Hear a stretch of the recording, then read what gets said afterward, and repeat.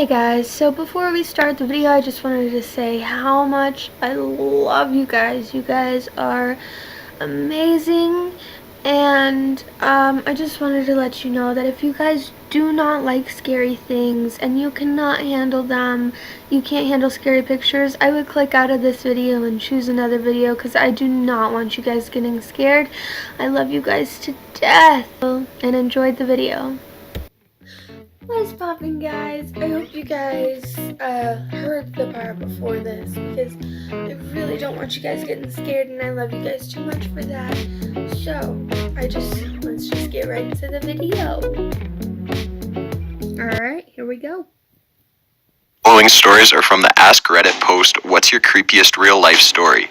A link to this post is in the description below. Number 15. In a cold winter night in a remote village from Quebec, Canada, me and my two brothers were asleep. We were 1, 3, and 6 years old. In the middle of the night, someone entered our house without knocking, walked around, and was talking to himself.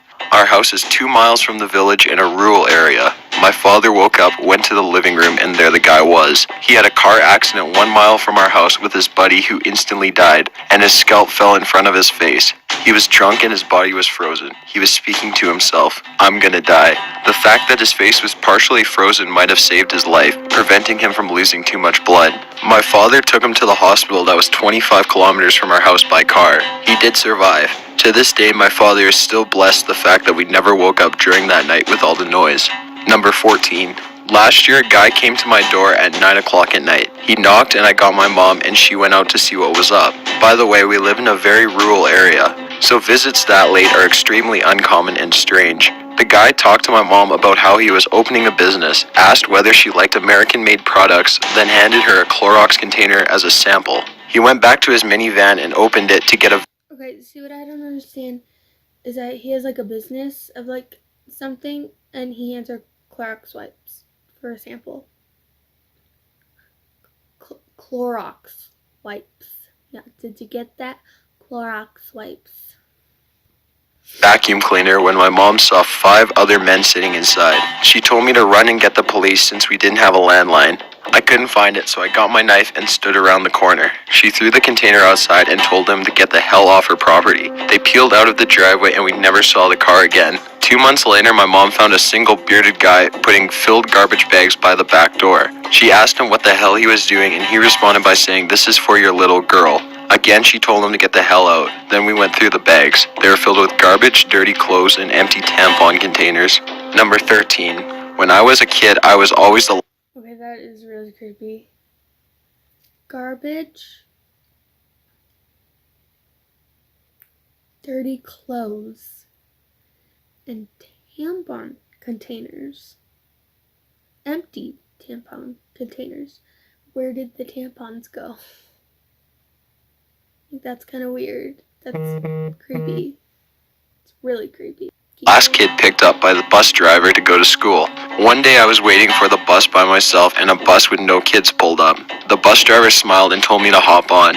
I just had a bad feeling. I said, "Where are the other kids?" He said, "We will go get them now. Just get on." He got more and more pushy but didn't do anything crazy. I kept just saying no and he shrugged and left. The real bus pulled up a few minutes later. I went to school and my parents didn't know until I mentioned it that night. Looking back, they were pretty worried. I remember them scrambling to make a few phone calls. Number 12. It was very early morning or late at night, whatever you want to call it. Around 5 a.m., still dark, my dad and brother and I were in the car driving to the mosque. On the way there, there's a dimly lit road with a forest on both sides and a bend that makes it difficult to see. Bear in mind this isn't a residential area.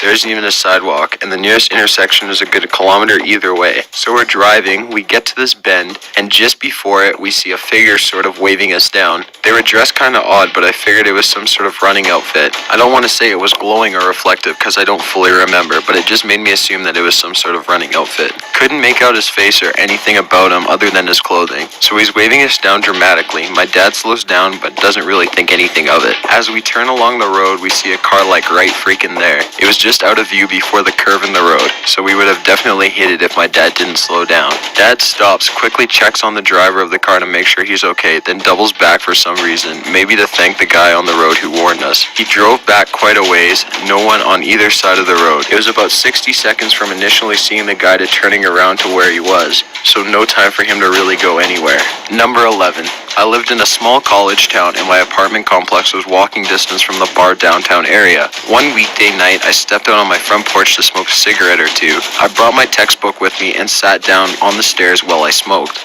A girl who I'd never met but who lived one apartment over but down on the ground floor came home from downtown. She was by herself and you could tell from her walk that she had been drinking. She got in her apartment and barely closed the door before some guy who came out of nowhere knocked on her door. She opened it and I noticed he introduced himself, which was kind of weird because it was 2:30 a.m. Who comes to a strange girl's apartment at that time? So I decided to stay outside and pay attention. They ended up talking for over 10 minutes. She acknowledged how weird the situation was but didn't know how to end the conversation. He would do the creepiest things like how he reached up and stroked her hair at least 3 times and would try and slowly inch his way closer to her and the door. I made a point of being loud with my textbook so he would know I was there, and he had disappeared as eerily as he had come. We called the cops and days later they had the girl and me sit with a sketch artist. As soon as the sketch was made public, floods of calls came in. The guy turned out to be a serial rapist who had followed lone girls home from bars and pretended to be a cab offering them rides. This girl got lucky just because she lived so close to the bar and he didn't have a chance to pull the cab routine. Number 10. Went camping with some friends on a hill a few kilometers out in the woods from one of the guy's houses. There's a few hiking / four-wheeling trails in the area that lead up to the hill, so it's known by the locals. It was about midnight, we had a fire going and was just sitting around having a good time. Then the guy, sitting opposite of me, yells, "Who are you?" I turn around and there's this man, about 6 feet tall, staring at us from the edge of the woods with a big rock in his hand. One guy knocked an arrow in the composite bow we had. The guy across from me grabbed the hatchet and I pulled a knife off my belt. We had no clue what we were doing, but the guy wouldn't say anything to us. He eventually just backed into the woods. No sleep was had that night and we kept a very large fire going. Number 9. I was in Minot, North Dakota with my old band. Our tour van blew a head gasket and we were stuck there for a few days. Everyone was tired on day 2, but I was wide awake. I walk for a bit and make it to some scummy bar. I'm obviously not from around there and no one is saying a word to me. After 2 beers, I start to get a tad nauseous and dizzy. I put my head on my hand and try to let it pass, but it keeps getting worse. Suddenly a voice says, "You'll feel pain tonight." I jump and look up and a tall, roughly 40-year-old man is walking to the bathroom, turns back and glances at me. I call my friends and we get the fuck out of there. I slept for 12 to 13 hours and felt awful and loopy the next day. I was roofied. Number 8. This is the first of 2 instances. First, I was alone in the basement playing GTA 4 with my friends on my PC. Guys, I don't want to see that picture. That's creepy. Like, really creepy. I'm just gonna, like, cover it with my hand. It's to about 1 a.m. and we're having a blast, shooting RPGs and throwing grenades willy-nilly. Then I hear a sound that doesn't really fit with GTA. I figure it's not coming from my headset, so I take it off. The sound that's being made is coming from an old music box that we have. The last time it was used was probably 10 years ago, and this thing is just full-on blaring its song. I start chanting, "No, no, no, no, no," and book it upstairs, leaving my friend on Skype pretty confused. My mom and dad are coming down from their room. My dad is equipped with a baseball bat, and as you can imagine, it's hard to explain to him that it was not an intruder. My second instance was in the same basement. Now my basement has a main area, which most of our furnishings are. Then there's this unfinished part of the basement where I'm sure the spirits dwell, but I digress. Anyway, this time I'm playing GTA 4 again with the same friend. It's about 1 a.m. and we decide to call it a night. It's at that point that I hear da da da da in a little girl's voice from the bowels of the unfinished part of the basement. Now it's pitch black around me except for my island of salvation at my computer. At this point I'm so fucking done with the ghost that I say fuck it, fine, have the basement, and go upstairs and go to bed. There's a couple more Bro, don't cuss. I'm trying to make a YouTube video here, thank you. instances of spooky ghosts, but not as scary as these 2. Number 7. I live in Sydney, Australia, and this was probably just over a year ago. See, this picture doesn't scare me, but the last one with that little boy smiling, that scares me. I don't know why. I was driving with my girlfriend back to my home after going out for dinner at a friend's house, which is about 15 minutes away from my area called Watson's Bay. To get back to my place, you need to drive down into the valley near the harbor down a long winding main road that progressively takes you down to the water. It's about 1:30 or 2 a.m. and we're making our ways down the road and not really paying much attention. And she suddenly grabs my arm and gasps, which freaks me out already. As I'm looking around to see what the fuck is going on, we approach the roundabout and there's a man in medical looking attire next to a woman in what looks like white pajamas with blood covering a lot of her clothing. Now obviously my balls drop and instincts kick in as I speed up. It's quite a small roundabout, so you need to either slow down enough to turn left or speed up and get the fuck straight out of there. I go straight, and as we pass, the woman attempts to launch herself at my car as the man looks like he was trying to stop her. We get home about 3 or 4 minutes later and we're both shaken and basically scared shitless. Called the police to inform them of what we saw and just got a call back the next morning explaining how a woman had somehow run away from a mental home and was attempting to commit suicide using sharp objects and running onto main roads. The man was one of the first workers who knew her on the scene, and apparently they managed to bring her back to where she lived. Heard nothing more after that. Number 6. We were partying at a usual party spot by the river and some dude came out of the woods. He just Okay, see with this picture? With this picture. How do you even spell that? Bro. I don't understand. How do you even spell picture? Is it like Peaksure? Or Peeksure? Or Pikture? In this picture, this doesn't really scare me. Like, it looks like a Lord of the Rings dude, like legit. So it doesn't really freak me out.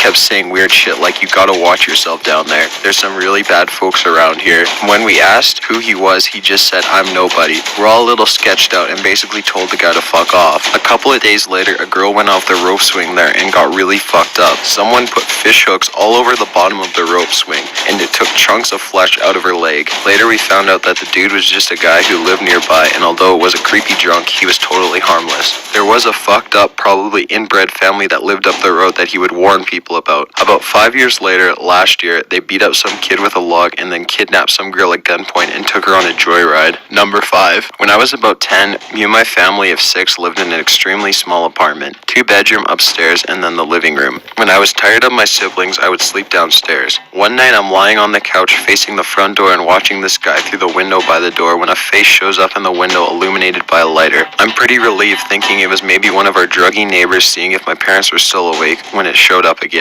I try to scream, but when I do, nothing comes out, not a sound. The person then kicks in the door and walks in the room. He sees me, smiles, goes towards the kitchen. As he comes out of the kitchen with a knife, my dad makes it down the stairs and the guy books it out of there. I can't sleep easily on couches to this day. Number 4. I was 6 or 7 years old in my parents' apartment and heading towards the kitchen. So I go towards the kitchen where my mom is talking on the phone. At the end of the corridor in front of me, I see the front door opening and halting because of the door chain holding it. I thought it was my dad. It was about 11 in the morning, so I think my dad will close the door and ring the doorbell for my mom to open up the chain. It was weird because I hadn't heard the key turning, except that nobody rings the door and an enormous hairy hand that definitely doesn't belong to my father tries to pull on the chain. Immediately, I understand it's a burglar. I rush to slam shut the door with my entire body while I whine a little no. So there's me slamming against the door with all my 7-year-old strength, panicked out of my mind, and then putting all my weight against the infernal piece of wood, with a huge burglar on the other side trying to keep the door open so he can pull the chain off. Fingers trying to grasp the end of the chain, and my mother completely oblivious about 12 feet away in the next room. I tried to scream at my mother. I remember yelling muffled pieces of Mom, Mom,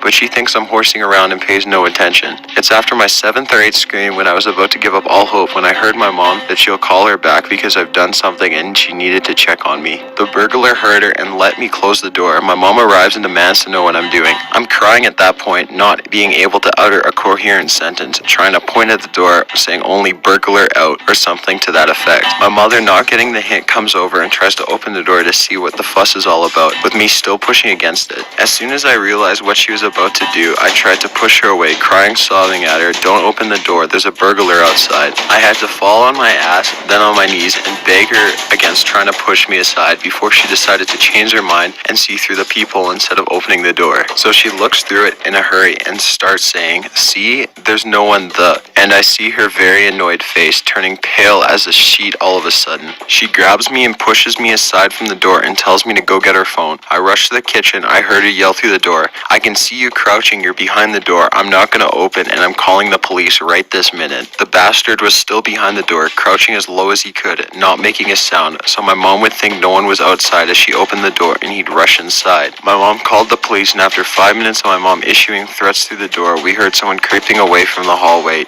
down the building entrance and outside the building door. My mom was white as a sheet, not making a sound or expressing any emotion throughout the whole ordeal. After about half an hour later, my father arrived, oblivious to the whole thing. When my mom told him about what happened, he went and got a new lock and a better door chain. The police arrived that afternoon, a full 5 hours later. Even though the police station is a 10-minute drive from our house, I don't think the burglar was ever caught. Number 3. My mom had been calling a lot. It was my first semester away at college, and her husband had gone batshit insane. He hit her for the first time 4 nights before I moved out. She locked him out of the house and he banged on the doors. In the middle of the night, he had driven away and hadn't seen him since. When I answered, she said she had gotten a phone call while she was watching TV. The person on the other end of the line said he had been hired to kill her and her kids, but if she could make him a better offer, he wouldn't do it.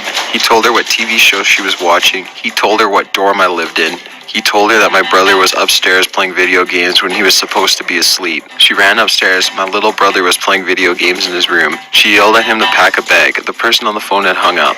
She called me. I waited for 45 minutes before leaving, hoping my roommates would show up and help me figure out what to do. I said I'd call the police, but my mom said no. She said please come help her. My roommates didn't come home. The RA was gone. I got into my truck and made a 45-minute drive in 20 minutes. The highway was nearly deserted. I hoped a police officer would pull me over. They'd know what to do and I'd be able to say I hadn't called the cops. I accidentally missed my turn when my mother called me 3 times in a row. I accidentally ran a red light when I answered. A cop was right there. He didn't pull me over. When I got to our neighborhood, I parked 2 streets away and used my ROTC tactical movements to go through the alleys to her backyard. I tried to call my mother 3 times, but she didn't answer. I put my phone on vibrate. The gate was closed, but when I opened it, I saw a back door standing open.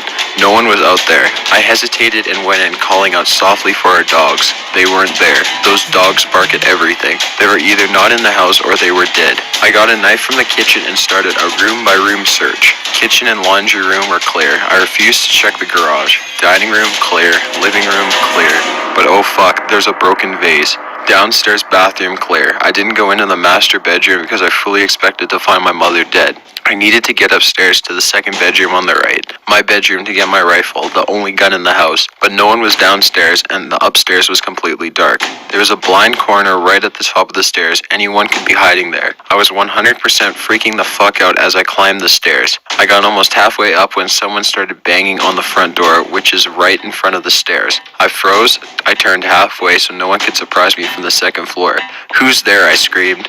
My cover was blown anyway. If anyone was in the house, they knew I was there. Whoever was outside could see me through the glass at the top of the door, but it was too dark for me to see them. No one answered, but I hate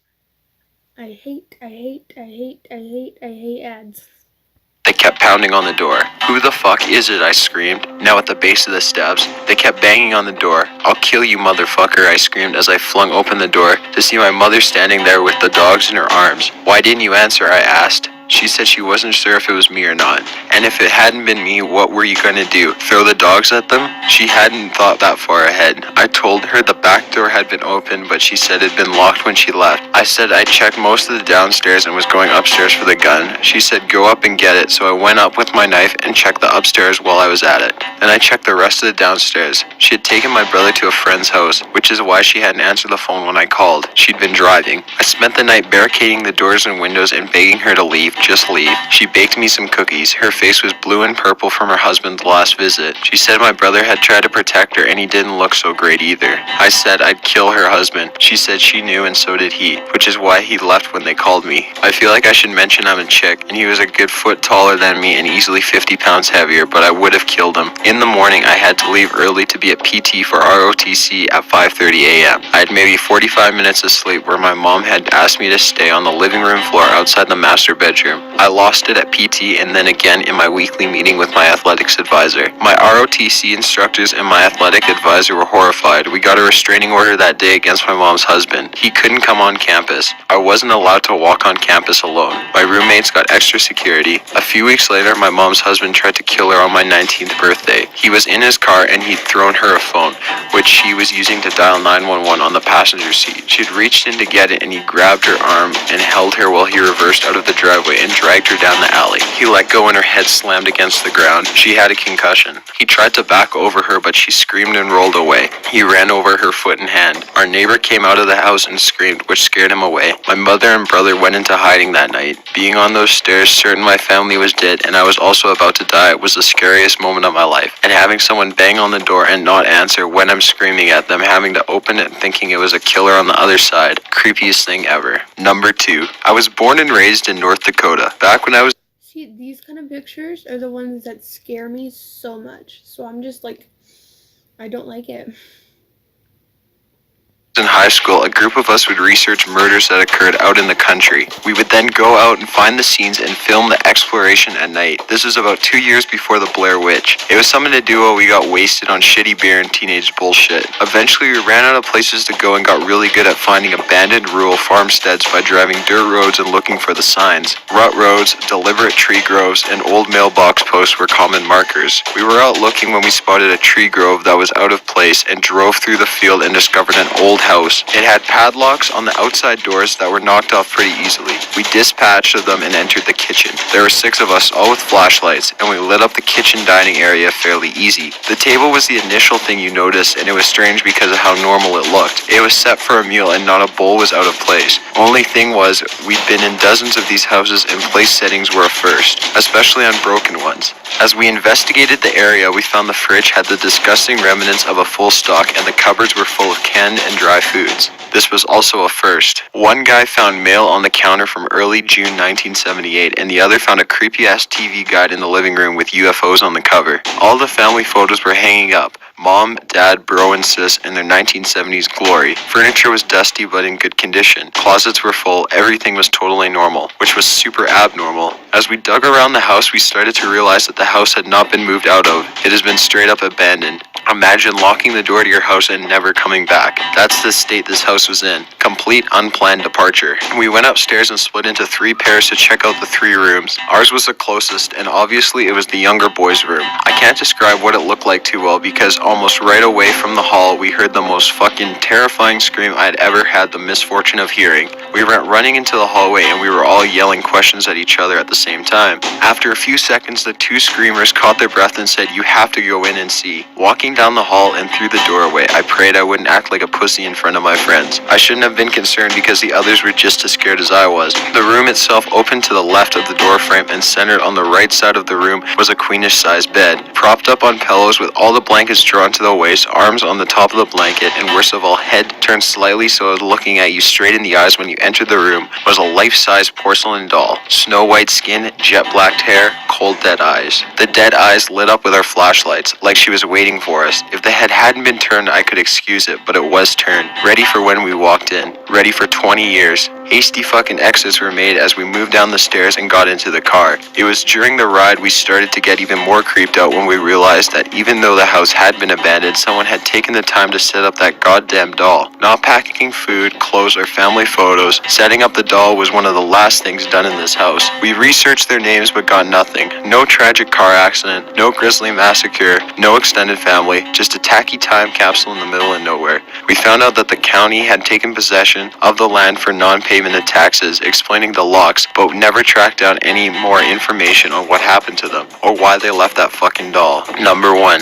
A few years back, I rented an apartment from a friend of mine. He had recently bought it and had it completely renovated. He put it up for sale but couldn't find a buyer, so I offered to rent it in the meantime. After moving in, I realized that there was something wrong with the lady next door. She was about 45 but looked much older. She would sit up all night listening to Christian radio shows and talking loudly to someone. It got to the point where I couldn't sleep, so I went over to her place and asked her to keep it down. She opened the door and I got a quick peek. Her walls had crosses painted all over them in different colors, and words like Jesus and angel scribbled everywhere. The windows were painted black, letting no light in at all. It was damp, yellow-stained 50-year-old carpets, dog shit and cockroaches everywhere. No dog, though. I asked her to keep it down. She just looked at me and shut the door, then she turned up the radio even louder. The next night I had my girlfriend staying over. I wake up in the middle of the night and see a shadow of a person next to the bed looking at us sleeping. I think I'm hallucinating this, as I usually do in the dark when I'm sleepy, but then the shadow starts talking. It's my neighbor, and she's holding something in her hand. She broke in during the night, and who knows how long she stood there.